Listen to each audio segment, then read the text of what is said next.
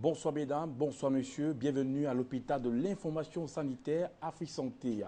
Blanc pas sa couleur, savoureux pas son goût, le lait de vache pourrait être très dangereux pour la santé. Mais est-il le seul produit laitier? Que reproche-t-on véritablement au lait? Autre sujet, les poulets importés dans nos assiettes, leur environnement d'élevage, leur consistance, le contenu de la chair. Peut-on les faire confiance une fois qu'ils sont dans nos assiettes?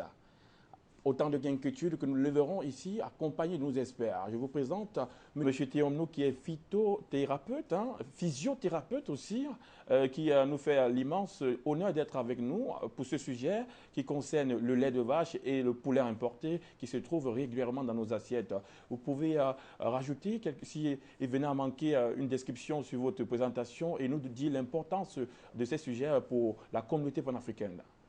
Non, disons qu'en fait, quand nous parlons de lait de vache ou de poulet importé, nous pouvons élargir le sujet de manière globale pour parler des aliments qui se retrouvent dans nos assiettes. Alors, nous parlons là, en fait, des habitudes alimentaires. On ne peut pas simplement, pour un débat aussi important, focaliser l'attention seulement sur un certain angle de vue parlant de lait de vache ou simplement de poulet importé. Non, je pense que nous devions bien sûr élargir le sujet pour parler de la nutrithérapie, c'est-à-dire la forme de nous nourrir qui nous permet d'avoir de bons résultats au niveau de notre santé, au sens optimal, en sachant bien sûr que cette santé ne nous appartient pas à nous seulement, elle de notre santé découle celle de notre famille, de nos enfants et des générations futures. Les générations futures, la communauté panafricaine ne fait aucune opposition à élargir les connaissances. Plus il y a de connaissances, plus il y a de délivrance de l'autre côté, car l'information aussi, c'est la clé de la guérison. Monsieur, celui qu'on ne présente plus, mais je vous laisserai le soin de vous présenter. Vous êtes si modeste et ça fait une longue absence quand même sur ces plateaux. Monsieur, je vous laisse le soin de vous présenter. Riche. Bon, en fait, je n'ai pas besoin de parler encore de moi. Moi, c'est André Waka. Monsieur André Waka. Bon, en fait, vous savez, Ulrich, mon objectif de venir sur ce plateau est de rappeler à tous les Africains que la santé n'est pas une affaire de monopole où quelqu'un doit confier la responsabilité de sa santé à un individu. La santé est une question, c'est une question de qui en fait, la santé, c'est pour tout le monde. Et chacun devrait avoir la possibilité aujourd'hui de s'auto-soigner. Et mon objectif, c'est de faire en sorte que tous les Africains puissent avoir la possibilité de se soigner sans avoir besoin d'aller vers quelqu'un ou bien de confier la responsabilité de sa santé à un individu quelconque. Parce que l'être humain aujourd'hui est le seul être sur Terre qui se tue tout seul. Alors, je pense qu'il est temps pour nous de leur rappeler que les actes qui posent un impact terrible sur la vie. L'être humain est le seul être qui se tue tout seul. Tout seul. Nous aurez la possibilité de nous expliquer cela dans l'enchevêtrement de vos explications au cours de l'émission. Monsieur Noumessi aussi, qui nous fait aussi l'honneur, l'immense honneur d'être là. Monsieur Noumessi, vous êtes spécialisé dans les cas lourds. Je compte les cancers, cancer de l'utérus, cancer du sang, ou encore appelé leucémie, cancer du cerveau. Vous avez une semaine de soins gratuits pour pouvoir détecter si vraiment le mal existe. Et la seconde semaine, vous entamez avec le processus de guérison. Voilà qui peut carrément plaire à tous ceux qui feront l'objet de cette maladie. Monsieur Noumessi, bonsoir. Bonsoir, bonsoir à toute l'Afrique, bonsoir au monde, bonsoir à ma famille, à tous mes gosses. Oui, c'est vrai. Vous savez, quand on parle du cancer, c'est une maladie qui terrorise les cœurs et des gens ont toujours peur. Or, depuis des années ou bien des siècles, les gens courent dans tous les sens sans pouvoir obtenir des résultats. Sinon, à mon niveau, je pense que si je peux déjà prétendre, s'il faut utiliser ce terme, aider les gens dans ce sens, tout en leur proposant que si quelqu'un souffre d'un cas et qu'il m'approche, je lui donne d'abord des soins gratuits d'une semaine. Et c'est la deuxième semaine qu'il peut confirmer si je peux l'aider ou pas, parce qu'il peut sentir qu'il y a des soulagements arrivés. Vous l'avez tout dit, hein, cela sert de présentation. Hein. Il y a quoi de mieux pour présenter qui vous êtes et ce que vous valez. Alors, nous allons recadrer le sujet. Nous revenons à la question, au questionnement. Est-ce que nos aïeux, nos grands-parents buvaient-ils du lait Et est-ce que le lait a cette capacité de fortifier vraiment les os? Sont autant de questions que les réponses vous seront données en images. S'il y a bien un sujet sur lequel on entend vraiment tout et son contraire, ce sont bien les produits laitiers. Est-ce bon pour la santé? Est-ce mauvais? Combien doit-on réellement en consommer? Alors, voyons ensemble les avantages et désavantages de ces produits. Bonjour, je suis Benjamin Dariouche, votre expert en alimentation et créateur de Natura Coach. Alors, on consomme des produits laitiers depuis un certain temps, mais pas depuis toujours. En fait, nos ancêtres, pendant des millions d'années, n'en ont absolument pas consommé. Il y a 9-10 000 ans, quand certaines populations ont commencé à faire de l'élevage, notamment au Proche-Orient, elles ont développé une faculté de digérer le lait même à l'âge adulte. Ces populations sont ensuite celles qu'on a appelées les peuples barbares, les Germains, les Scandinaves, qui ont continué à consommer des produits laitiers. Ensuite, au Moyen-Âge, dans nos campagnes, on consommait un petit peu de beurre, de fromage, qui était la seule forme qui permettait de conserver le lait. Et il y a eu un gros changement, c'est fin 19e, début 20e. Premièrement, l'invention de la pasteurisation et deuxièmement, la réfrigération qui a permis d'apporter plus facilement le lait dans les centres urbains. Et le vrai changement est intervenu après la Seconde Guerre mondiale.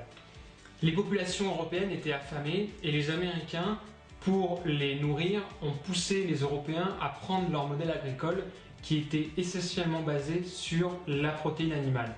Donc les viandes, les produits laitiers, pour eux c'était vraiment le seul moyen de renourrir ces populations affamées. Et au bout de quelques années, une fois revenu à la normale, on est arrivé à un stade de surproduction. Donc à ce moment-là, dans les années 50, il a fallu trouver de nouveaux débouchés pour cette surproduction, notamment de produits laitiers. Et c'est là qu'est intervenu le fameux verre de lait à l'école en 1954 sous Pierre Mendès France, qui a permis d'être un nouveau débouché pour les producteurs de lait. Alors, comment on mesure la santé des os? Par exemple, par le nombre de cas d'ostéoporose, qui est donc une maladie osseuse, et cette maladie peut s'identifier par le taux de fracture du col du fémur. Quand on regarde dans le monde, on remarque que plus un pays consomme de produits laitiers, plus il a un taux de fracture élevé. Les pays qui consomment le plus de produits laitiers, ce sont les pays scandinaves, Suède, Finlande, Norvège, et bizarrement, ce sont les pays avec le plus fort taux de fracture, avec le plus de cas d'ostéoporose. Inversement, les pays, notamment les pays asiatiques, Chine, Japon, etc., où ils consomment très peu, voire pas du tout de produits laitiers, ce sont les pays où le nombre de cas d'ostéoporose est le plus bas. Alors, les industriels vont nous répondre que, premièrement, les Asiatiques sont génétiquement différents de nous. C'est complètement faux. Il suffit de regarder les Japonais qui ont émigré aux USA ou au Brésil. Au bout d'une ou deux générations, ils ont exactement le même taux de fracture que les populations locales. Ensuite, ces industriels vont nous rétorquer « oui, mais ils ne vivent pas aussi longtemps ». Les Japonais sont ceux avec la meilleure espérance de vie au monde et de toute façon, l'OMS fait toujours des études à âge comparable, c'est-à-dire qu'ils vont comparer par exemple un Français de 50 ans à un Chinois de 60 ans. Donc, toutes ces réponses industrielles sont complètement hors sujet. Alors, il faut tout d'abord comprendre que l'os est un organisme vivant, c'est-à-dire qu'il passe son temps à se reconstituer, un petit peu presque comme de la peau. Et il y a deux types de cellules. Les ostéoclastes, qui sont chargés d'éliminer le vieux tissu osseux, et ensuite les ostéoblastes, qui sont chargés de reconstituer du nouveau tissu osseux. Le problème est qu'on commence à comprendre qu'on a un stock limité de ces ostéoblastes, qui sont issus des fameuses cellules souches présentes dans la moelle osseuse. Ce qui régule la production de ces ostéoblastes, ce sont les hormones. C'est pour ça, par exemple, que chez la femme adulte qui possède un taux d'hormones en permanence dans son sang, ça régule de manière modérée la production de ces ostéoblastes, et qu'à la ménopause, quand le taux d'hormones sexuelles chute dans le sang, là, la production d'ostéoblastes s'emballe et en quelques années, on va épuiser nos stocks, et c'est pour ça qu'ensuite, la femme après la ménopause a beaucoup de problèmes d'ostéoporose. Le problème avec les produits laitiers, c'est qu'on va avoir le même phénomène.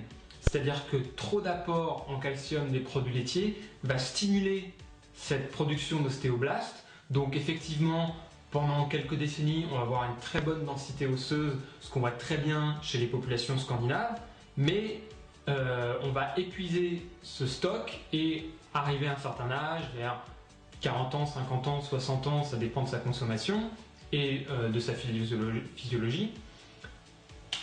On va avoir donc épuisé ces stocks et à ce moment-là, les problèmes d'ostéoporose vont arriver. Le deuxième point, c'est que dans les produits laitiers, il y a également une hormone de croissance qui s'appelle IGF-1 et qui va stimuler aussi la croissance de beaucoup de tissus et notamment, encore une fois, de ces ostéoblastes. Par exemple, c'est le même principe que les hormones de croissance, c'est ce qui arrive à la puberté et c'est ce qui va stimuler, par exemple, chez la femme, la croissance des seins. Donc il faut bien comprendre que c'est un petit peu le même mécanisme. Ces hormones de croissance vont aller stimuler la production d'ostéoblastes. C'est pour ça, encore une fois, que les populations scandinaves sont en moyenne un peu plus grands que les Européens du Sud, par exemple, mais qu'en contrepartie, ça ajoute à leur fragilité osseuse. Alors, monsieur André Waka, voici le mystère du lait qui tombe. Je ne croyais pas, je ne vendrais pas si moins cher la peau du lait qui est en train de tomber en ce moment. Monsieur André Waka, les Asiatiques, dans mes recherches aussi, on a parlé des Africains qui consommeraient moins du lait, mais qui ont, de par la résistance des os, dont les os sont plus solides que ceux des pays scandinaves, c'est-à-dire les Australiens, les Norvégiens. C'est ahurissant. Pourtant, les Australiens et ces Norvégiens boivent plus de lait que nous. Bon, Ulrich, j'ai dit ici plusieurs fois que le lait était mauvais pour la santé. Et que si nous n'identifions pas les maux, c'est-à-dire les causes de nos maux, on ne peut pas les soigner.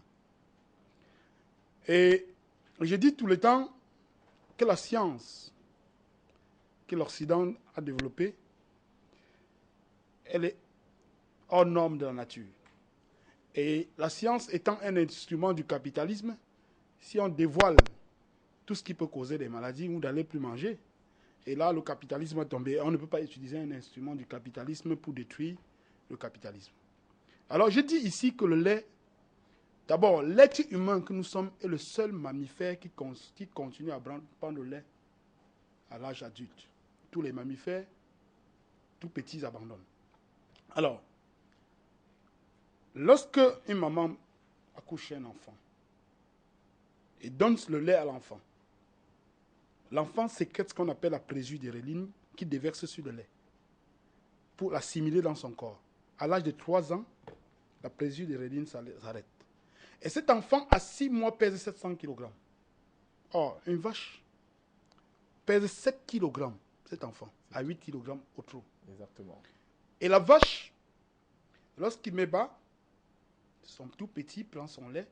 L'organisme du tout petit produit ce qu'on appelle la caillette et déverse, qui est 100 fois plus puissant que la présudéréline. Alors qu'il déverse sur le lait pour l'assimiler. À 6 ou à 7 mois, la vache, elle pèse 500 kg. Comment voulez-vous inverser les informations? Quel résultat ça doit donner? Alors, dans le corps de l'enfant, le lait de vache permet la prolifération des cellules qui n'arrivent pas à la maturité, incapables d'éliminer les déchets, incapables d'absorber de l'oxygène.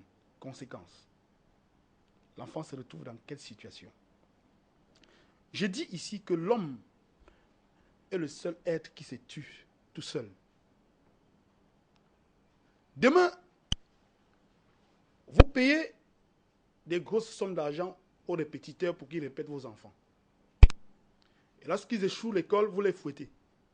Mais vous les fouettez même pourquoi? Parce qu'en réalité, la vraie cause, c'est le parent. Lorsque vous donnez le lait à l'enfant, la réaction, voilà le petit déjeuner chez nous. L'enfant prend le pain, le lait, le saucisson. À midi, il mange le riz avec la viande. Le soir, il mange le pomme pilé. On fait un petit calcul, hein, monsieur Rich. Le matin, c'est le lait. La réaction chimique du lait dans le corps de l'enfant produit du gaz carbonique. Le pain, c'est l'amidon. L'amidon se transforme en glucose, produit l'énergie. Réaction chimique acide, gaz carbonique. La viande, la viande, réaction chimique gaz carbonique. Le riz, réaction chimique gaz carbonique. Messieurs, comment l'organisme de l'enfant en état d'hyposie peut réfléchir? Comment l'organisme de l'enfant en état d'hyposie peut résister à un dysfonctionnement? Donc, l'être humain aujourd'hui sur Terre s'est détruit tout seul et accuse Dieu et la nature. Alors, Monsieur André Ouaka, c'est la primeur de vos explications. Je vais me retourner vers M. Thiomnou. Monsieur Thiomnou, le lait, c'est quasi quotidien. Hein. On utilise quasi quotidiennement le lait. Le lait n'échappe à aucune table au petit déjeuner. Et peut-être pour ceux qui font un peu les prolongations, peut-être bien avant ou bien l'après-midi. Et voilà, on se rend compte que le lait pourrait être dangereux pour la santé, au-delà de le mystère qu'on donne au lait qui fragilise, qui consolide les os de l'enfant, qui le permet de grandir plus rapidement. Aujourd'hui, la même information, après le reportage, on semble nous dire que le lait fragile plutôt la croissance de l'enfant et ses os. Tout pas de l'ignorance, Eric. Il faut dire qu'en fait, l'Afrique aujourd'hui est en déficit d'information, en déficit de connaissances. Et je pense que l'occasion est donnée ici, aujourd'hui et maintenant, pour tous les Africains qui nous suivent, de changer d'avis, d'appréciation. On ne pouvait pas, au terme de nos différentes recherches, passer de porte en porte et expliquer à chacun quels sont les dangers que nous courons en consommant le lait et surtout en le consommant de manière excessive. Le lait devait être le lait maternel qui est de plus en plus préconisé aujourd'hui par l'OMS. Malheureusement, pendant beaucoup d'années, on a laissé comprendre que le lait est quelque chose d'indispensable, à la fois pour les jeunes et même pour les personnes âgées. C'est une aberration totale. Je pense que le message est clair, que les gens le sachent. Certainement que les multinationaux ou d'autres produits, d'autres fabricants de produits, sous-produits du lait devraient être choqués.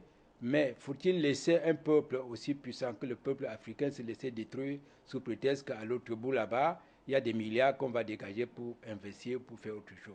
Je pense que non. Il y a des efforts importants à déployer à tous les niveaux pour que le lait ne soit pas, n'est-ce pas, l'occasion des maladies graves auxquelles sont exposées les générations d'aujourd'hui et celles de demain. Il y a un effort à faire. Le lait, on l'a compris, c'est incontestable, tout le monde l'a dit. Et je connais particulièrement un agrégé de médecine, agrégé de cancérologie, Henri Joyeux. Il a développé dans son livre intitulé « Changement alimentaire ». Il a mis en cause le lait de vache. Le lait de vache produit des toxines considérables qui fragilisent le système immunitaire. Mais simplement, on demande, lorsque la conscience est établie, il faut faire un effort de manière progressive pour que le changement alimentaire ne soit pas une cassure. Voilà. Le monsieur Thiomnou, là, si c'est un occidental, monsieur Joyeux qui le dit, Henri Joyeux, vraiment, il y a vraiment à se poser des questions et se remettre en question dans ses habitudes alimentaires. Monsieur Ouaka, on peut retenir que l'OMS fait la promotion véritable du lait maternel, mais l'Organisation mondiale de la santé aussi dit de prendre 3 produits laitiers par jour. Si dans les industries laitières, c'est-à-dire les industries qui vendent les produits laitiers, donc le lait, alors 3 produits laitiers, ça fait beaucoup d'argent qui entre dans les caisses. Que vous pensez-vous de cette promotion du lait qui est censée donner la vie, mais qui brise les os des Africains qui adoptent leur modèle alimentaire, celui de l'occidental?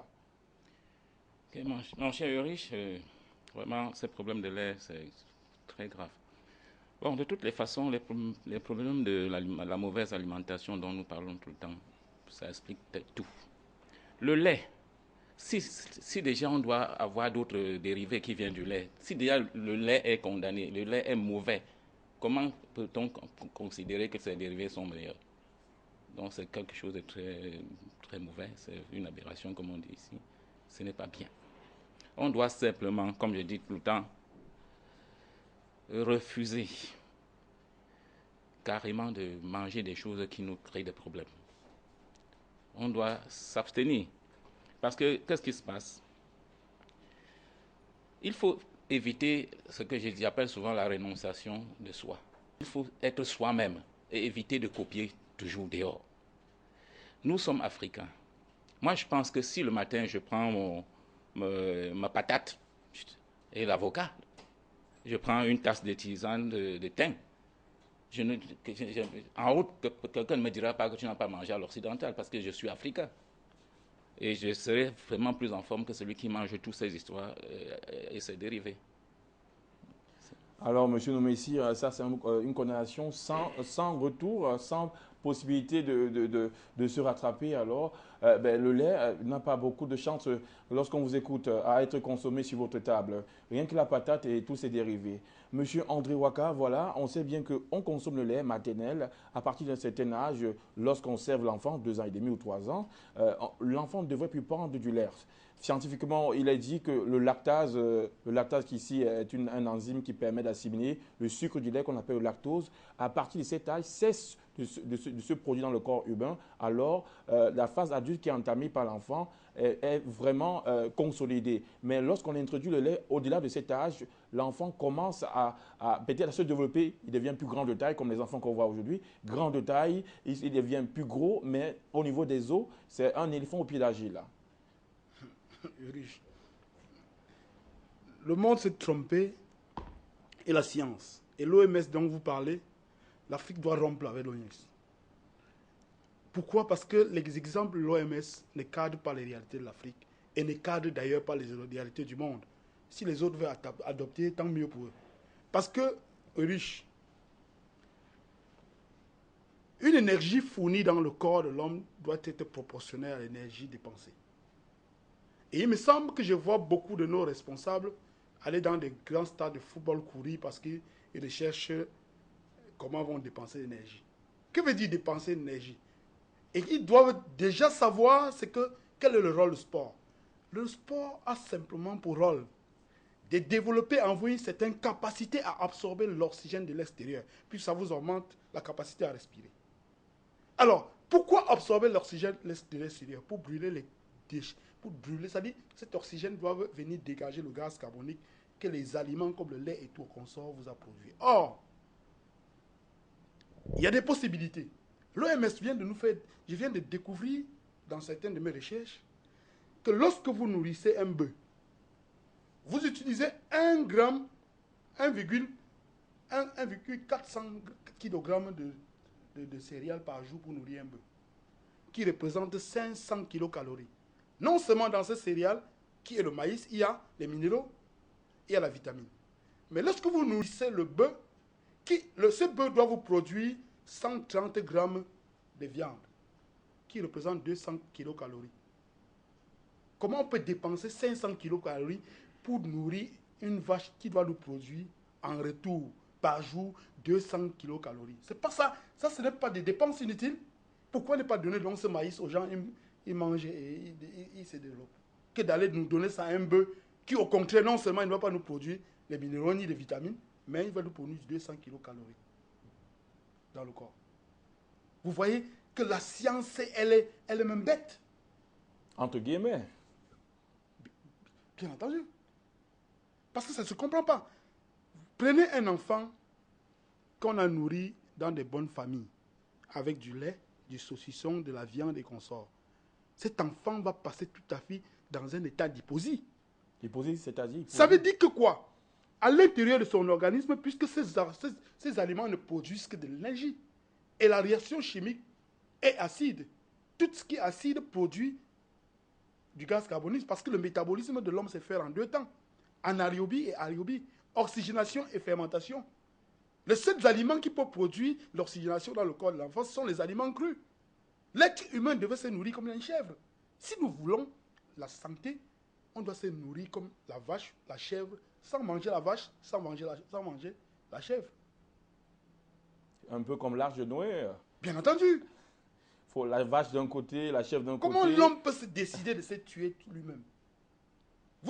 Vous savez très bien qu'en mangeant ceci, ça produit dans votre corps du gaz carbonique. Les microbes ne peuvent se développer qu'en présence du gaz carbonique. Les dysfonctionnements, un cancer ne peut pas guérir en présence du gaz carbonique. Un malade qui aurait du cancer ne pourrait pas... un diabétique ne peut pas guérir.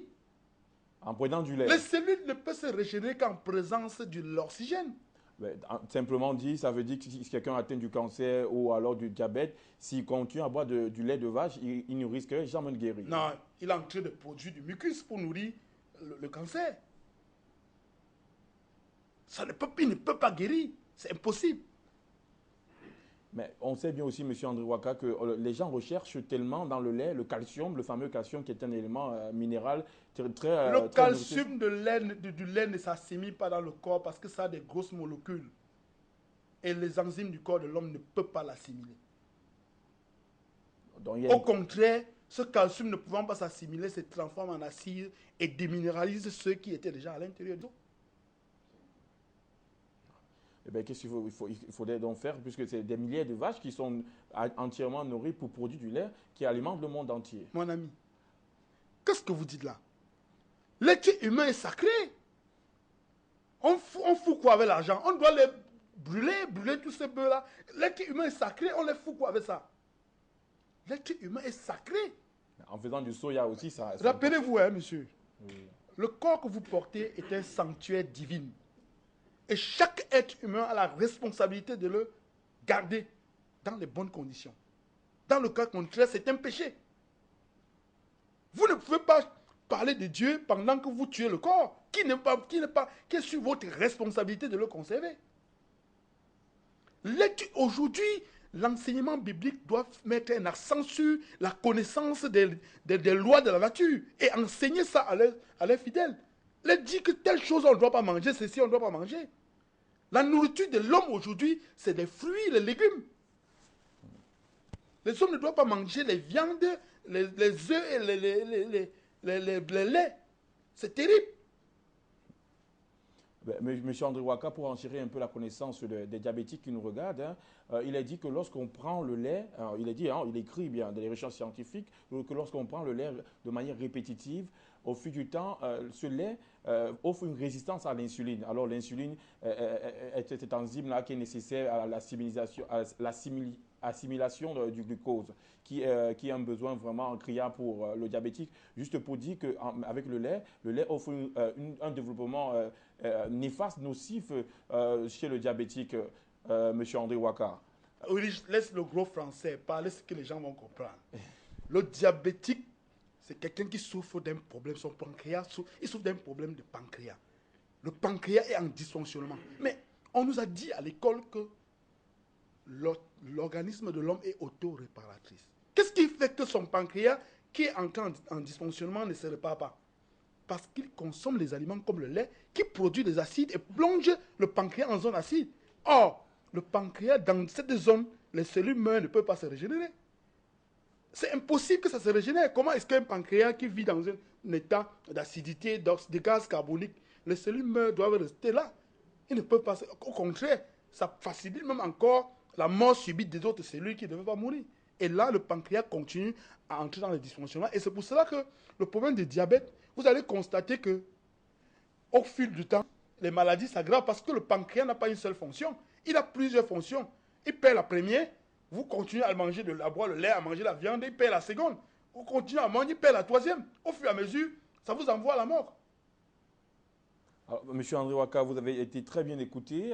Monsieur Thiomnou, on cherche des voies alternatives. Comment remplacer le lait sans pour autant perdre en consistance, en calories, en calcium? Alors, une expérience a été faite aux États-Unis. 25 millions d'enfants ont été soumis au lait de soja. Et il en est sorti que ces enfants ont eu une croissance meilleure, une santé meilleure. Ils ont échappé à la malnutrition liée au lait de vache. Qu'est-ce qu'on peut ressortir de cette expérience et quelles sont les autres sources de calcium qu'on peut remplacer par le lait? Qu'on peut remplacer là? Non, il faut dire au départ, Uris, il est fondamental d'avoir un régime alimentaire équilibré. Équilibré en ce sens que on devra naturellement privilégier les fruits et les légumes, mais ces produits, fruits et légumes, doivent être pris de manière permanente. Et à titre exceptionnel, les autres types d'aliments, c'est-à-dire la viande. C'est vrai qu'on ne peut pas prescrire la viande de manière totale parce que c'est quand même une source de protéines, mais ces sources de protéines ne doivent pas être prises plus d'une fois par semaine. On n'en a pas vraiment besoin. Au-delà, c'est des excédents. On n'en a pas vraiment besoin. Alors, en ce qui concerne le substitut du lait, on n'a pas besoin de parler de substitut du lait. Parlons plutôt d'une alimentation qui devrait être équilibrée, tant il est vrai que le lait ne présente que des inconvénients notoirement reconnus et condamnés fondamentalement par des scientifiques aujourd'hui. l'Occident regrette d'avoir laissé passer, du fait même de la publicité des multinationales ou autres scientifiques, que le lait avait quelque chose de positif pour le corps humain. Ceci étant établi, il s'agit pas forcément d'aller chercher le substitut du lait, non, il s'agit de savoir quelles sont les sources d'éléments naturels, nutritifs, qui devraient être capables de remplacer non seulement du lait, mais apporter un équilibre optimal au fonctionnement de notre corps. Je pense par exemple, ce n'est pas une recette à cacher, elle est très simple cette recette. Quand on est en déficit de calcium, il suffit tout simplement de pratiquer ce que les naturothérapeutes appellent la solution œuf-citron. Vous prenez un œuf élevé en plein air, comme on dit les œufs du village, œufs pondus par les poulets du village. Vous faites du citron bien mûr, pas du citron vert, parce que quand le citron est bien mûr, l'effet d'acidité est considérablement réduit. Et vous pressez donc le citron pratiquement à la moitié d'un verre. Vous plongez l'œuf, comme je disais tantôt, l'œuf du village, dans ce verre. Vous attendez le lendemain et vous prenez. Voilà une source de calcium à l'état naturel pur, 100%, qui favorise la fixation au niveau des cellules, au niveau de tous les autres organes qui en ont besoin. Ceci dit, ce n'est pas la seule source. Il y a tellement de sources. On n'a pas besoin de faire un protocole alimentaire pour pouvoir identifier quels sont les types d'aliments, non. Il faut simplement avoir un protocole alimentaire varié, suffisamment varié, comme dit même l'OMS. Si on pouvait se limiter simplement à prendre 5 fruits et légumes différents par jour, on aurait une santé optimale sans avoir à distinguer de manière particulière quelle est la source pour le calcium, quelle est la source pour le magnésium, quelle est la source pour le sélénium, pour le zen, etc., etc. Donc, à mon sens, ce qui est fondamental, c'est de privilégier l'alimentation au sens naturel, biologique. On dit qu'en Afrique, on ne peut pas, mais il est démontré que si nous pouvons réduire de manière considérable la quantité de viande que nous mangeons, la quantité de poulet que nous mangeons, les céréales par lesquelles on nourrit et ces bétails-là, le porc et tout ça, serait en quantité suffisante pour nourrir les humains. Donc je me permets d'insister ici, qu'on le sache, qu'on n'a pas besoin de manger plus de 4 fois, 5 fois la viande. À toutes nos réceptions, on voit que la quantité de viande, à toutes les réceptions, on voit la quantité de fromage. Parfois, c'est un aliment de snobisme. Plus on mange du fromage à table, plus on est riche, c'est vrai, mais on ne se rend pas compte des ravages que cela comporte. Donc, ceci dit, il est fondamental de privilégier l'équilibre acido-basique. On n'en parlera jamais assez. Cet équilibre doit être toujours en faveur des aliments alcalins, c'est-à-dire les aliments qui sont constitués de légumes, qui sont constitués de fruits et qui apportent les minéraux et les vitamines pratiquement à l'état naturel, si nous avons pu faire le bon choix de l'aliment. Au détriment, donc, bien entendu, des aliments comme le haricot, comme la viande, qui n'apportent que des herbes, qui réduisent considérablement, Dr Wakala dit avec insistance, qui réduit considérablement le taux d'oxygène dont nous avons besoin.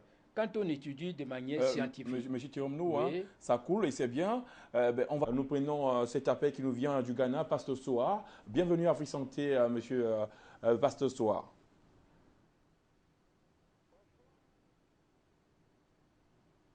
Bonsoir. Que la grâce de Dieu soit avec toi. Je veux saluer encore ce soir Dr Wata, le savant, que Dieu te bénisse parce que tu fais du bien à l'Afrique. Je veux saluer tout le plateau, que la grâce de Dieu soit avec vous. Je veux dire ce soir que Afrique Média est l'expression authentique de la nouvelle conscience africaine pour l'africanisation de nos affaires et de nos sociétés. Je veux dire quoi? Je veux que vraiment aujourd'hui, que tout ce qui est alimentation, tout ce qui nous consommons en Afrique, que ça soit africanisé. Je vais m'expliquer. Voici aujourd'hui la viande, pas de bœuf, quoi de bœuf qu'on exporte depuis l'Europe. On ne sait pas où ils ont tué ces bœufs, on ne sait pas où ils ont tué ces animaux, et les poulets, les deux de poulet, les quoi, et on nous envoie ça en Afrique ici.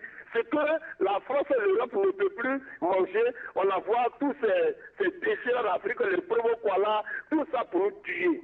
Je dis, si réellement ce soir, nos éleveurs, nos chercheurs, nos intelligences africaines nous m'écoutent en ce moment précis, qu'ils prennent sur eux des responsabilités et que nos gouvernements prennent sur eux des responsabilités, des sommes, de pouvoir financer dans ces domaines, de sorte qu'on peut africaniser, on n'a pas besoin de produits toxiques pour qu'on puisse faire grandir tout ce que nous devons manger, que ce soit les Africains nous faisons. Donc, docteur Waka, je veux réellement ce soir que tu nous apportes vraiment des solutions également adéquates et que ces solutions, nous puissions vraiment les suivre. Parce qu'aujourd'hui, plusieurs jeunes gens de 25 ans, de 30 ans, aujourd'hui, problème de tension, aujourd'hui, problème de moitié, aujourd'hui, problème, dans le corps, il y a un dysfonctionnement total. On ne sait plus exactement ce qu'il faut manger. Parce que tout ce qu'on nous envoie, ça vient de l'Europe, ça vient de la France. Écoutez-moi, il y a des voitures France au revoir, il y a des voitures Tata, et nous montons là, tout ce qui est gâté en Europe, c'est ce qu'on nous envoie. Vraiment, nous sommes fatigués. Vraiment, proposez-nous quelque chose que Dieu nous bénisse. Merci. Amen. Pasteur Soa, merci de cette intervention. Hein. Le pasteur Soa en a marre de toujours importer tout. Selon ses propos, il en ressort peut-être des poubelles qui polluent la santé des Africains. Le pasteur Soa est à la recherche des solutions. M. Thiomnou a donné d'autres nutriments qui pourraient sauver la société africaine. Monsieur André Waka, vous permettez, hein, on me signale là qu'il y a un autre appelant, Junior du Cameroun. Bonsoir et bienvenue sur Afrique Santé.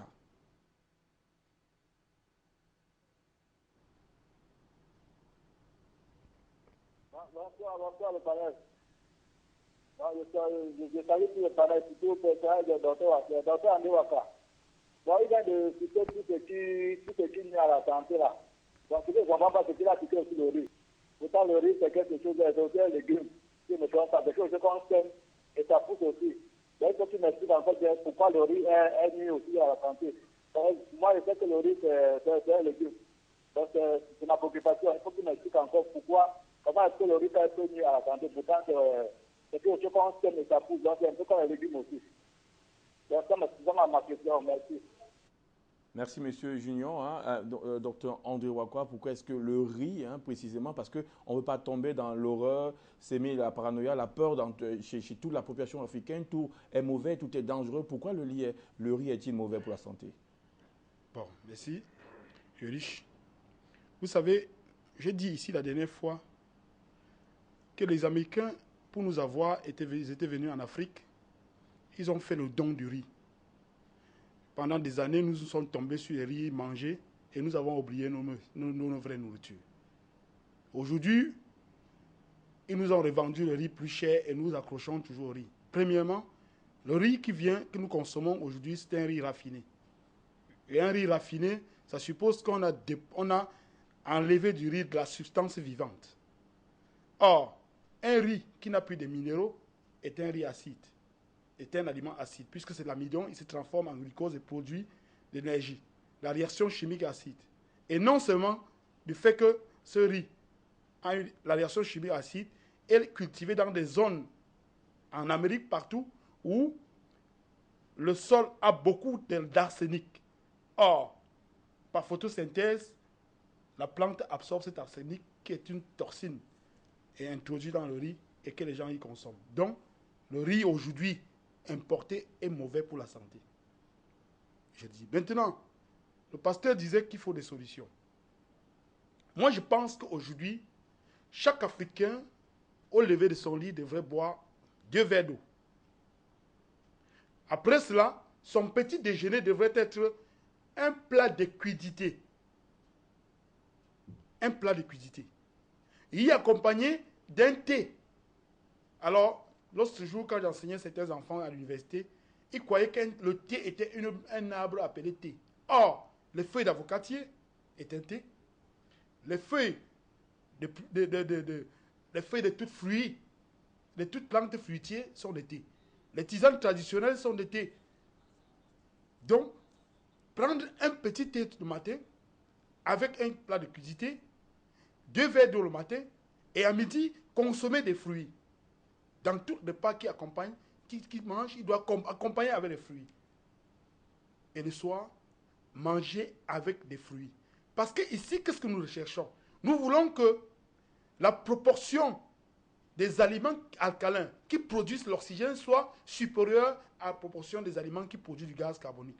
Parce que nous savons que 1 gramme d'oxygène dans l'organisme élimine 1 gramme de gaz carbonique. Ça suppose que si vous avez consommé 100 grammes d'aliments riches en oxygène et 50 grammes d'aliments riches en gaz carbonique, 50 grammes va neutraliser 50 grammes, il restera 50 grammes et l'organisme restera dans un état oxygéné. Merci, docteur André Waka. Nous allons prendre un autre appel. Le temps pour nous aussi de signaler que ceux qui voulaient remplacer le lait, qui est riche en calcium, mais au sorti des explications de M. André Waka, ces calciums ne sont pas facilement assimilables par l'organisme. Vous pouvez utiliser le soja, vous pouvez utiliser le sésame, les oranges, le thym et le thym. Alors, il faut privilégier, il est dit scientifiquement que le lait des brebis, des chèvres sont moins nocifs par rapport au lait de vache. Nous prenons notre téléspectateur qui nous appelle depuis le Burkina Faso, qui est M. Ajavon. M. Ajavon, bonsoir et bienvenue.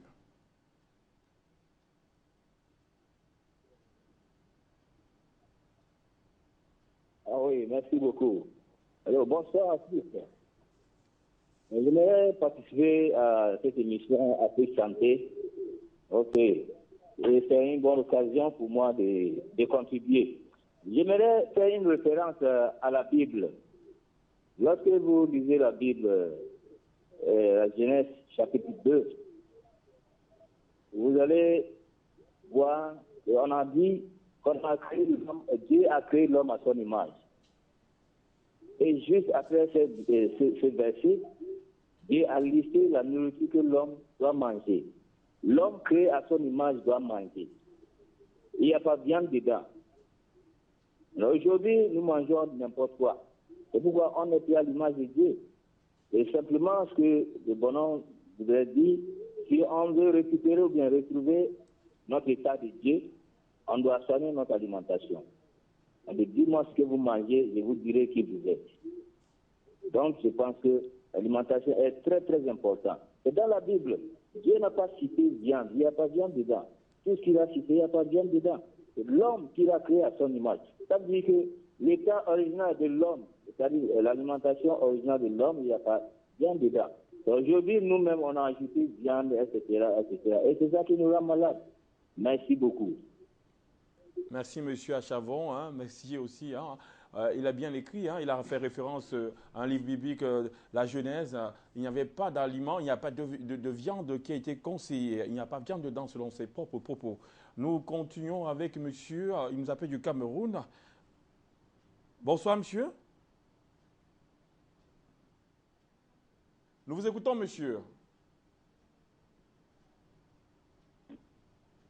Bonsoir. Bonsoir madame, bienvenue. Oui, s'il vous plaît, j'ai juste besoin d'une information bien précise.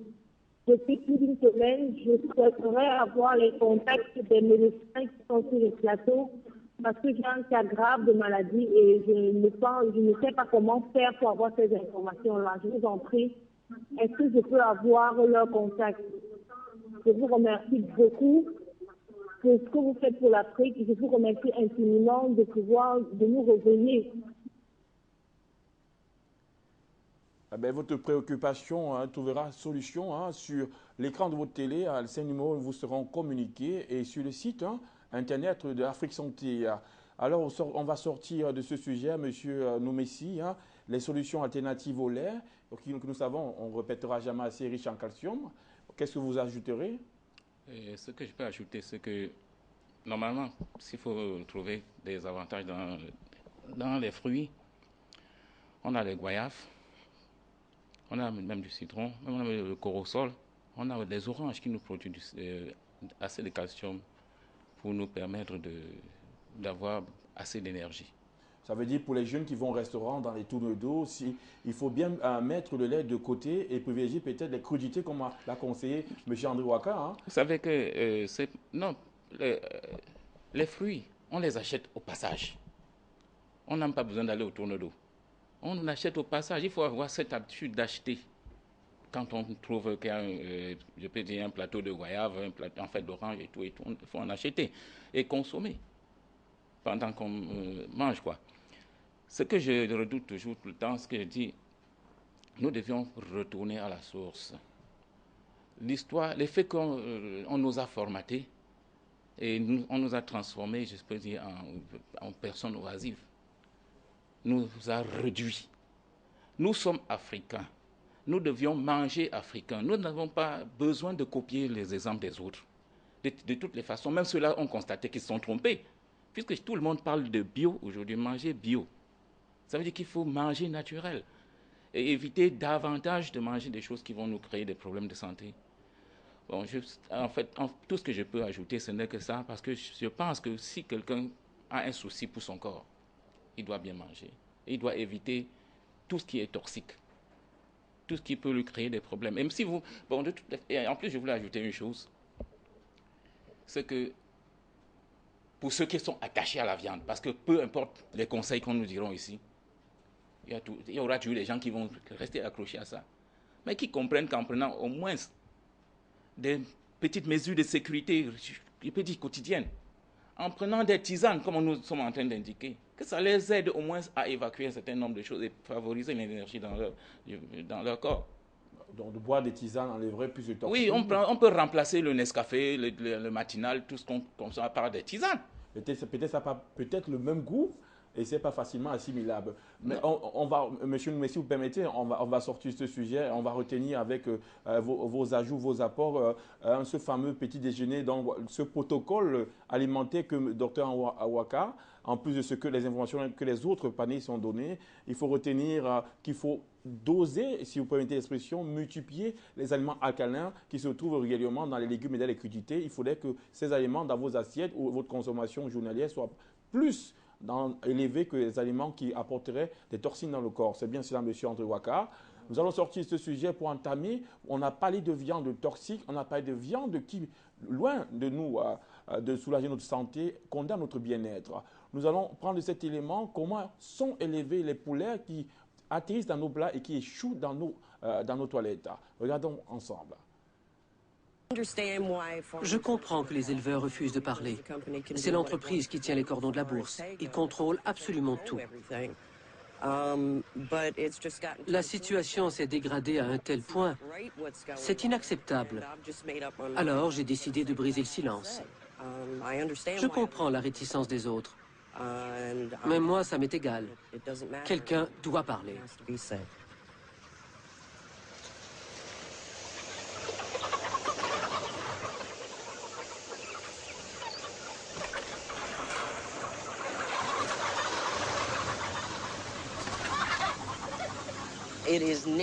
C'est dégoûtant à l'intérieur. Il y a de la poussière et des excréments partout. Ce n'est pas digne d'une ferme. C'est carrément de la production de masse d'usines d'assemblage. Quand un poussin devient en 7 semaines un poulet de 2,5 kg, ses os et ses organes internes ne le supportent pas. Beaucoup de poulets esquissent quelques pas avant de s'écrouler. Ils n'arrivent pas à soutenir leur propre poids.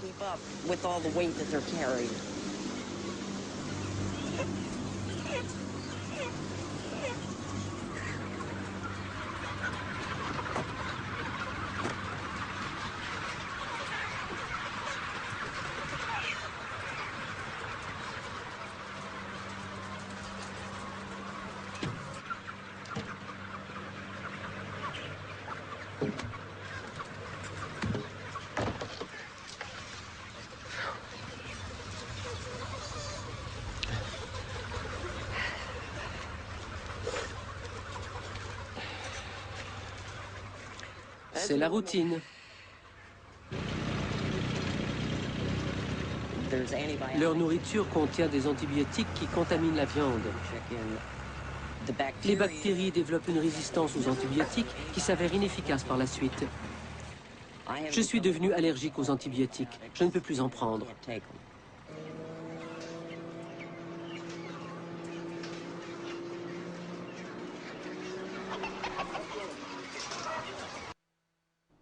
Alors, M. Thiomnou, vraiment, les images sont choquantes. Je retiens dans mon esprit ces 3 pas que ce poulet, ce fameux poussin poulet, a exécuté avant de rendre péter l'âme. Sous son propre poids, il croule. Et voilà la réalité de vos plats. Une fois braisés et rôtis, ces poulets ne semblent pas si dangereux de M. Thiomnou. Oui, la situation est grave. Elle est extrêmement grave en Afrique. vous n'avez qu'à observer vous-même les habitudes alimentaires de ces 15 dernières années, j'allais dire ces 20 dernières années en Afrique. Dans toutes les réceptions, vous trouvez des quantités inestimables de poulets élevés dans ces conditions-là. Dans toutes les réceptions, notamment dans les familles, dit-on aujourd'hui, aisées, si vous n'avez pas du poulet à servir à vos amis à table, c'est que vous n'avez pas, vous ne les aimez pas. Malheureusement, c'est la triste réalité. Mais il se trouve que les poulets élevés dans les conditions de ferme, où le taux d'oxygène est extrêmement bas, le taux d'azote est extrêmement bas, et malheureusement, le taux de gaz carbonique est extrêmement élevé, rien que dans les conditions atmosphériques d'élevage. Maintenant, en ce qui concerne la préservation de ces poulets, qui sont faits en 45 jours, imaginez la transformation des cellules d'une chair que nous allons manger pour faire chair avec nous. C'est la composition de matière qui s'est faite en 45 jours. Sur la base de quoi? Premièrement, sur la base des hormones. Parce qu'il faut des hormones avec tous les éléments indésirables, scientifiquement prouvés, comme la saignée auquel nous faisait allusion notre collègue de côté, comme les antibiotiques dont on a parlé pour maintenir en vie ces poulets-là. C'est des produits qui ne sont pas du tout recyclés en 45 jours et qui font corps avec notre chair, très chère à tout le monde, à nous-mêmes, et surtout le corps de nos enfants. La situation est grave, il faut le dénoncer. N'ayons pas peur de le dire. Ayons plutôt le courage de le répéter sans jamais nous lasser. La situation est d'autant plus grave qu'on l'a démontré scientifiquement. Les poulets de 45 jours n'apportent rien au corps. Même le goût à la bouche. Ceux qui ont l'habitude de manger du poulet de 45 jours et qui, à une autre occasion heureuse, goûtent au poulet élevé en plein air, comme on dit le poulet du village, c'est-à-dire le poulet de 6 mois ou 8 mois, la différence est remarquable. Donc, chacun devrait en tirer lui-même une leçon. Est-ce que ce produit que je vais acheter moins cher, soi-disant à 2500 francs ou à 3000 au marché, parce que le poulet est élevé dans des conditions que nous dénonçons, est-ce qu'on devrait pouvoir dépenser son argent pour rien, pour nous intoxiquer? Non. On devrait commencer à s'inscrire dans la logique de changement alimentaire. Si on est tenu absolument à manger du poulet, on peut acheter son poulet et le faire élever dans des conditions normales de 6 mois, de 8 mois avant de les consommer. On peut encourager les autres éleveurs d'arrière-pays qui ont la technique d'élevage de poulet bio à 100%. Encore que même dans ces conditions, la viande de poulet, comme toute viande, n'est pas indispensable pour avoir un équilibre optimal. La situation est d'autant plus grave, que quand on achète les céréales ont été faites sur la base des pesticides, des engrais et des insecticides, et tout cela accumulé en un temps record dans le maïs, dans le soja et dans d'autres produits alimentaires qui servent l'aliment du bétail. Imaginez le corps qui encaisse, notre corps très cher qui encaisse cela.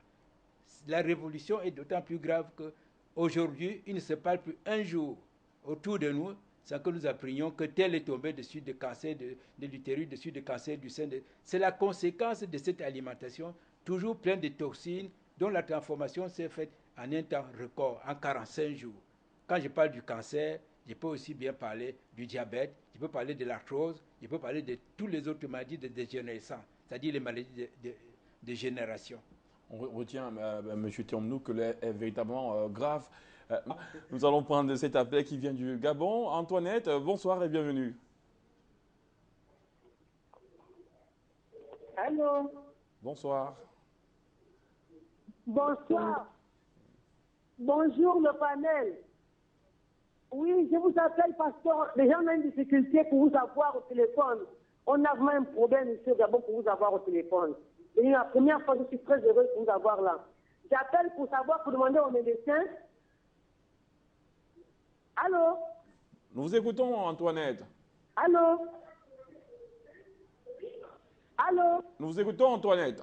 Oui, je disais que j'ai demandé aux médecins que le nom m'échappe, je ne connais pas bien son nom. Celui qui est à votre gauche en jaune là. Oui?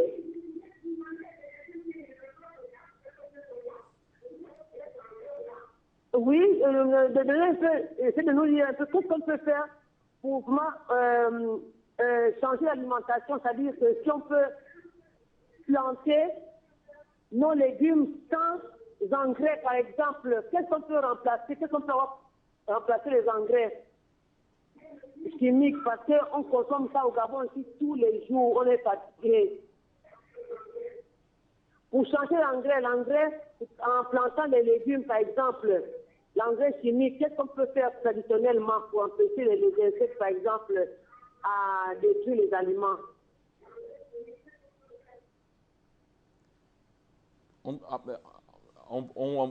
Madame Antoinette, nous avons retenu votre suggestion. Hein. Gardez un œil à l'écran. Nous prenons notre appel qui vient de l'Angola.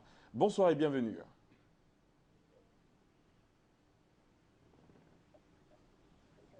Bonsoir. Bonsoir, monsieur. Je m'appelle M. Baki de Angola.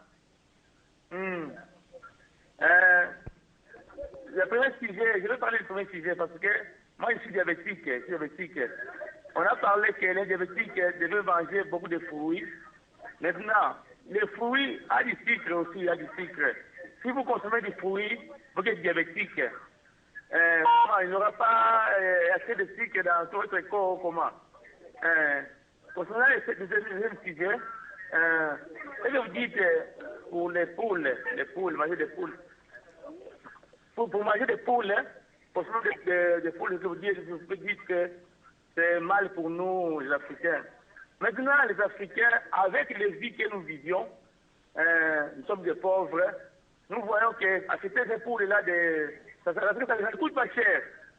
Maintenant, que devons-nous faire, nous qui sommes les Africains, pour qu'il y ait une bonne nourriture pour nous, les Africains? Parce que ça nous fait mal chaque fois. Acheter les bio coûtent cher. Maintenant, si vous allez même à Luanda là-bas, il y a dans un marché qu'on appelle Kikolo.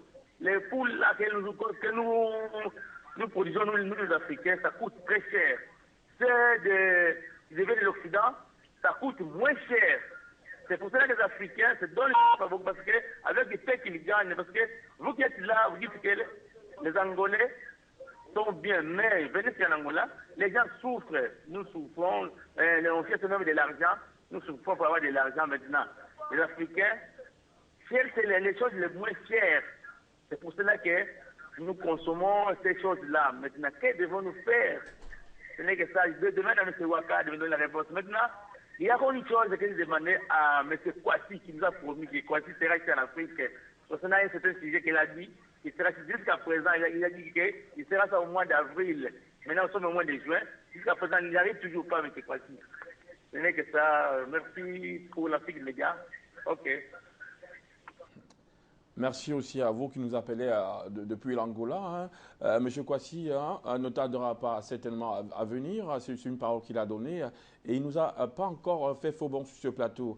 Monsieur André Ouakkar, la première question qu'il faut évacuer, comment remplacer les engrais chimiques?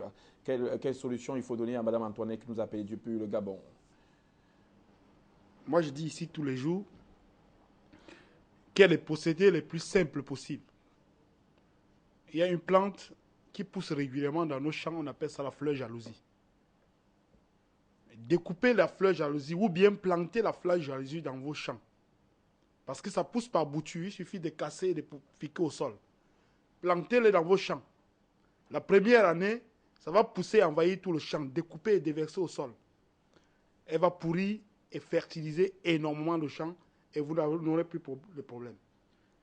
Revenons aux fruits. Le diabétique doit savoir que s'il ne consomme pas du sucre, il doit mourir, puisque le corps a besoin du sucre. Le cerveau a besoin du sucre pour s'alimenter et les muscles. Donc, les fruits ne peuvent pas causer un tort au diabétique. Alors, concernant les procédés, pour produire beaucoup de poulets naturels, il faut faire référence à une maison appelée la maison du paysan. Allez au net. Ils forment des gens pour produire avec 6 poulets, avec 6 poules, produire 230 poules en un an. Donc vous devez aller, prenez la référence à la maison du paysan, allez au net, vous allez retrouver et vous allez vous en renseigner mieux, il vous formera comment faire pour résoudre ce problème. Maintenant, je disais ici, Ulrich, que lorsqu'on accouche un enfant chez nous, lorsqu'il a du poids, on dit qu'il est beau. Or, l'enfant a du poids parce que sa mère a consommé n'importe quoi pour transmettre à l'enfant de la graisse. Et l'enfant on doit savoir qu'à l'intérieur du corps de l'enfant, il y a saturation. Et cet enfant est exposé à des risques terribles. Et maintenant, quand on parle d'antibiotiques dans les poules, les poulets antibiotiques, les poulets antibiotiques, il faudrait déjà même que les gens savent ce que veut dire antibiotique. Antibiotique veut dire contre la vie. Contre la vie. Parce que l'être humain a besoin des probiotiques qui doivent multiplier les bactéries endogènes dans son tube digestif pour métaboliser les aliments. Lorsque vous consommez des poules qui sont riches en antibiotiques, ces antibiotiques vont jusqu'à détruire ces bactéries endogènes et vous exposent à des graves maladies. Or, pourtant, ces bactéries sont presque la défense du corps parce qu'il y a deux parties du corps qui sont l'intelligence centrale du corps, qui est le cerveau et cette flore-là. Si elle est détruite, votre vie est perdue. Parce que les aliments ne pourront plus arriver pour nourrir les cellules, puisque tout se passe à partir de là. C'est le laboratoire. Et si vous vivez sans être nourri, vous pouvez bien manger et vous ne vous nourrissez pas. Ça ne servira à rien. Ça ne servira à rien. Monsieur Thiomnou pourrait rajouter à ses propos ou bien les compléter. Monsieur Thiomnou, vous avez quelque chose à rajouter? Oui, notamment en ce qui concerne les produits biologiques, la culture biologique, l'agriculture biologique. Nous l'avons dit il y a 2 semaines ici, on peut, et chacun peut expérimenter chez soi tous les végétaux que nous dépouillons des aliments que nous consommons. Le fait de le transformer quelque peu sont très riches pour pouvoir nous fournir l'engrais organique naturel. Comment faire? Il suffit tout simplement, dans nos poubelles, trier les types de déchets qui sont comme les plastiques et ne conserver que les végétaux à l'état pur. Vous allez dans un coin de votre jardin, vous faites un petit trou, peut-être, disons comme ça, de 2 mètres ou d'1 mètre, 0,70 de profondeur ou un peu plus, et vous mettez là-dedans régulièrement tous les débris végétaux à l'échelon d'une famille. On peut le faire à l'échelon d'une plantation. C'est-à-dire quoi? C'est-à-dire qu'on collecte tous les végétaux des grands marchés d'Abidjan, d'Accra, de Dakar. On les conditionne dans le même procédé. On appelle ça le compostage.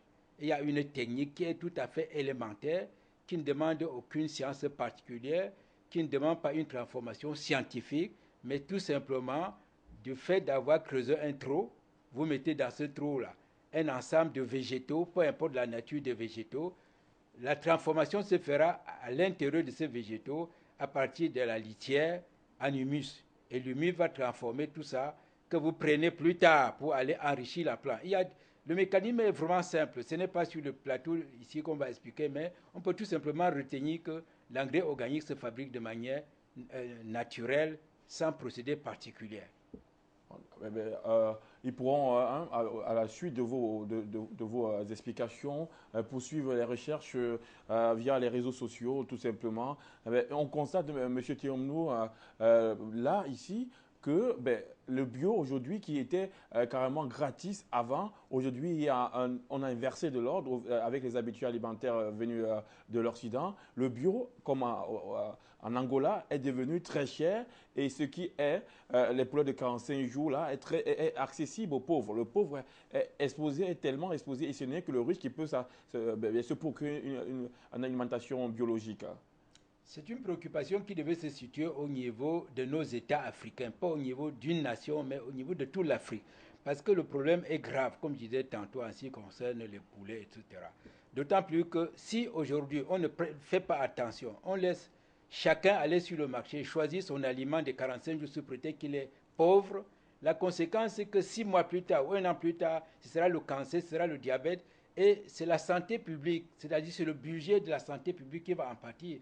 Il vaut mieux aujourd'hui qu'on fasse suffisamment de publicité médiatique pour expliquer l'intérêt des bio, même si ça coûte un peu plus cher. Il vaut mieux ne pas manger, s'abstenir de manger ce qui n'est pas bio, que d'acheter moins cher pour se détruire le corps et voir sa famille, son enfant disparaître à 35 ans du fait du cancer du sein, du fait du cancer du cerveau et tout ce que ça comporte. Donc, pour être plus simple sur la question, faisons un effort individuellement, collectivement, au niveau des nations, au niveau du Conseil des Nations panafricaines, pour que l'alimentation bio revienne. Ce qui est curieux, c'est que de plus en plus, ça m'est revenu que même les Chinois qui vivent en Afrique, ils produisent les produits artificiels qu'ils vendent moins cher peut-être aux Africains, mais ils vont sur le marché acheter les produits bio africains plus chers pour se nourrir. Et tous les produits bio de bon marché, enfin, ou pas bon marché, tous les produits bio fabriqués au Cameroun, je sais le cas du Cameroun, mais c'est pareil en Angola, c'est pareil en Côte d'Ivoire, ces produits sont exportés. Et l'Occident a compris l'intérêt des bio, s'investit dans le bio, et malheureusement, c'est ainsi qu'il soulage le budget de santé publique 5 ans plus tard, ou 10 ans plus tard, ou 30 ans plus tard. Il est fondamental que tout le monde se mette autour de la table pour revenir aux sources, pour manger comme on mangeait avant.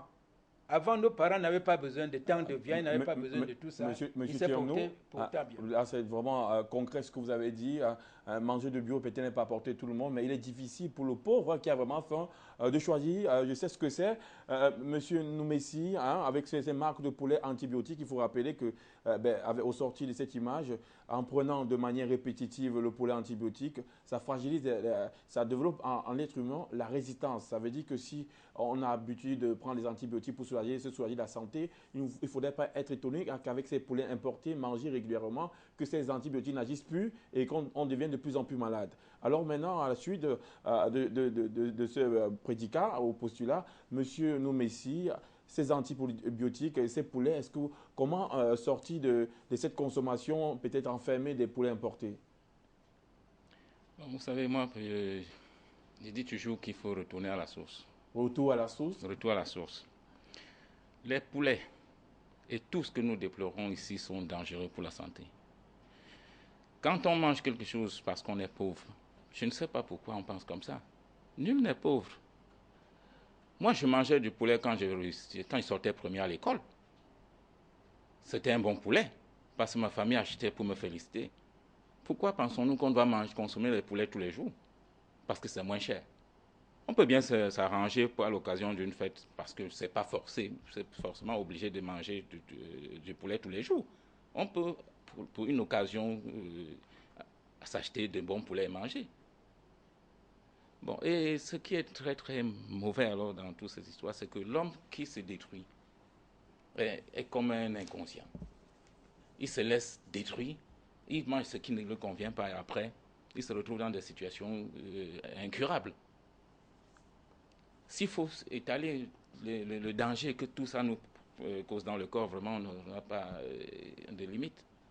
Mais sinon, bon, moi je dis toujours une chose, que toute personne doit savoir, se renseigner même auprès des vieilles personnes. Parce que nos jeunes, la nouvelle génération n'a peut-être pas la chance de connaître... Parce que quand moi je parle de retour à la source, la nouvelle génération connaît parce que c'est qu'on mangeait à la source. Ben, heureusement que vous êtes là pour diriger la nouvelle génération. Voilà. Monsieur, vous permettez, monsieur André Waka, vous avez parlé de 6, vous faites 230 poulets à partir de 6 poussins ou 6 poulets. Ben, est-ce que vous êtes sûr qu'à de 6 à 230, que l'élevage sera entièrement bio, qu'il n'y aura pas intervention des produits chimiques? C'est difficile parce qu'avec le besoin de la population en Afrique, si on commence à élever les poulets de manière bio, il y a beaucoup qui mourraient de faim avant qu'on ne sorte toute la production. En fait, c'est parce que les gens nous ont orientés ailleurs. Lorsqu'on parle d'élever les poules, c'est de créer un grand champ où on élève tous les animaux à l'intérieur ensemble. Parce qu'en fait, qu'est-ce qui se passe?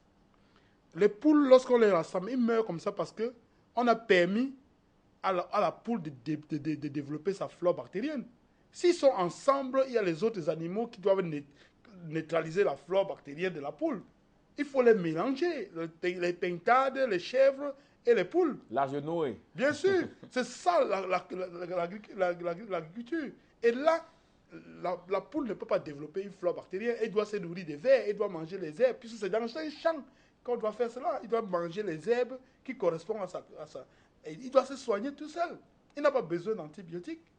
Mais je veux relever un fait à Ulrich. Aujourd'hui, nous avons des grandes difficultés sur le terrain. Lorsqu'un malade se rapproche de vous, et que vous lui mettez sur vous lui proposez une solution, par exemple comme une tisane, il va se rendre compte que les premiers jours, la douleur doit s'accentuer. Mais qu'est-ce qui se passe? La douleur s'accentue simplement parce que le corps a été longtemps habitué à un certain genre d'alimentation au point où les cellules se sont artificialisées. Maintenant, quand les autres aliments arrivent, il y a ce qu'on appelle les crises de désintoxication. Et ces crises sont souvent plus dangereuses que la maladie elle-même. Et au bout d'un quelques jours, le malade abandonne le traitement. Parce que la question où il se pose pas, c'est de savoir comment est-ce que j'ai mangé certains aliments hier, aujourd'hui je mange d'autres, ça me cause problème. Ça suppose simplement que cet aliment est en train de préparer les anticorps à lutter contre les antigènes. Et là, il y a bouleversement. Or, les gens doivent se préparer à recevoir ce choc, puisqu'ils ont longtemps été habitués à des aliments dénaturés qui ont artificialisé leurs cellules. Merci, M. André Ouattara. À tous les téléspectateurs qui ont contribué de manière téléphonique ou alors derrière le petit écran, qui sont fidèles, plus de 2 milliards, il faut bien le préciser, à regarder Afrique Santé. Merci de ces témoignages, de ce soutien, de ces grandes considérations que vous apportez à toute l'ingénierie des techniciens, des cadreurs, des diffuseurs, à la réalisation. Nous vous remercions aussi de participer de cette manière à la renaissance africaine et je dirais même panafricaine sur le plan sanitaire. Merci d'avoir répondu présent à cette invitation et d'avoir donné tout votre savoir pour que la santé africaine puisse changer. Le lait, on va le dire, à vous de voir ce qu'il faut privilégier comme lait de chèvre, lait de brebis ou lait de vache. Vous avez assez écouté ici. Alors aussi au plat importé, poulet importé, vous savez désormais ce qu'il faut faire. À vous de voir, ne vous tuez pas tout seul comme M. André Ouattara le disait. Et je vous remercie aussi à M. Siabi Georges et Mme Siabi Georges qui sont les fidèles téléspectateurs de cette émission. D'ici là, au revoir, portez-vous bien, sans poulet importé. Au revoir.